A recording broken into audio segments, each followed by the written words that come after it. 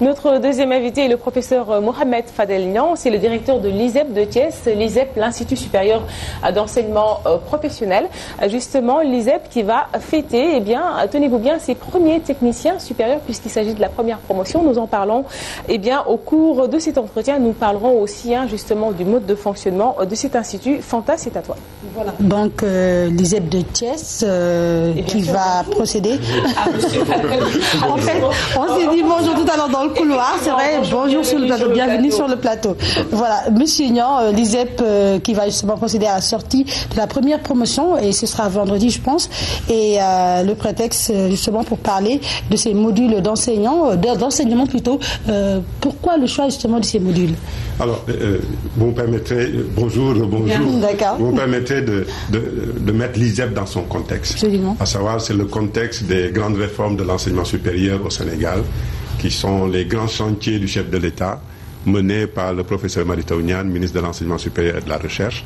Et dans ces grands chantiers, nous avons la mise en place d'un dispositif d'établissement supérieur, donc portant les noms d'instituts supérieurs d'enseignement professionnel, qui ont pour principale vocation de former à des filières en lien direct avec les besoins du milieu professionnel et des filières de courte durée, à savoir Bac+2. Nous formons des techniciens supérieurs.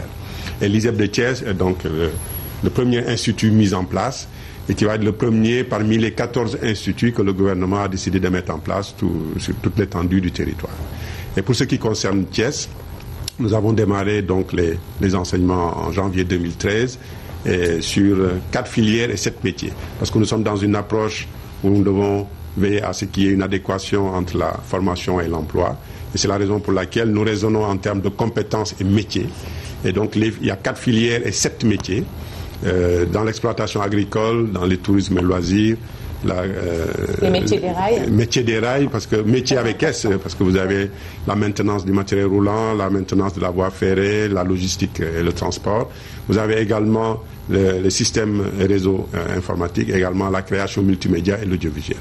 Et donc ce sont ces 7 métiers qui ont été mis en chantier en 2013 et comme vous l'avez dit tout à l'heure, nous sommes au bout de la formation de la première promotion. C'est le premier institut, je pense, d'enseignement supérieur dans la capitale du rail.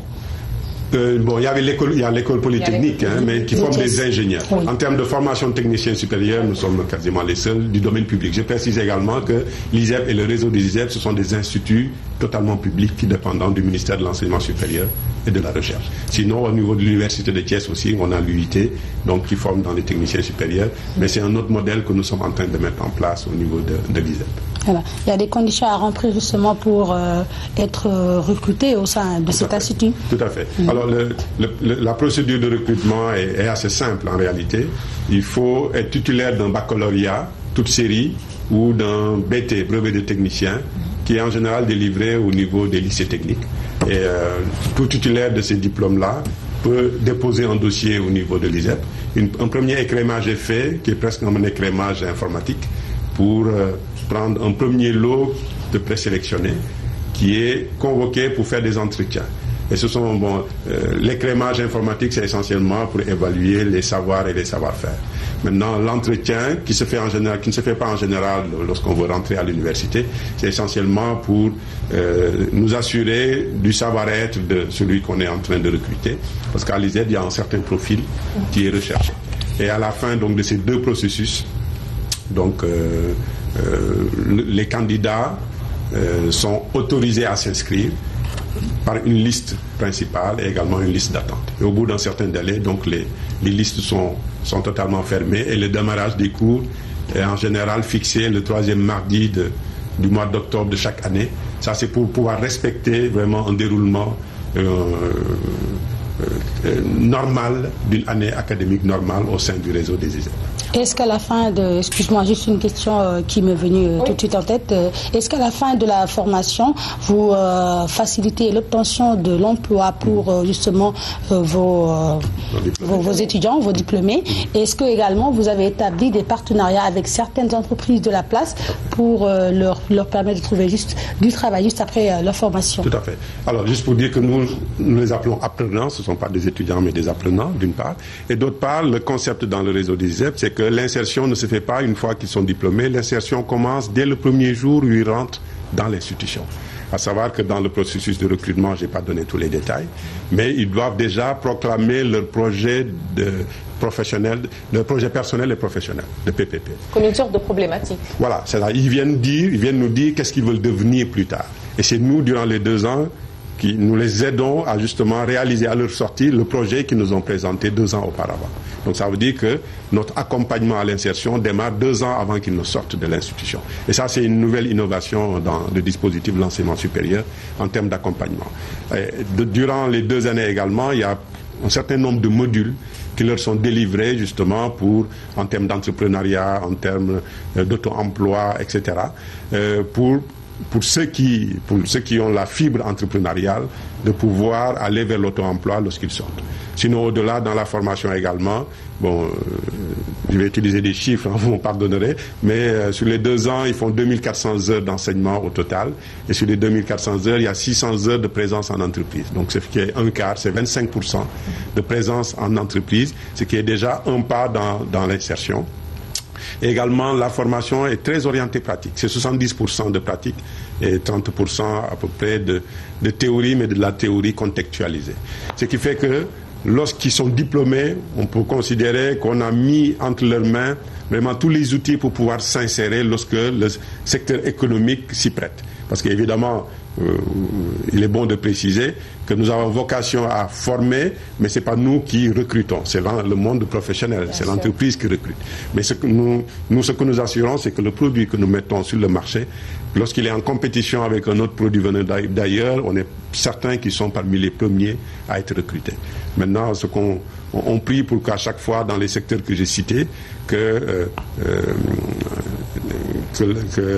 qu'il y ait un environnement économique qui permet de faire le maximum de recrutement possible.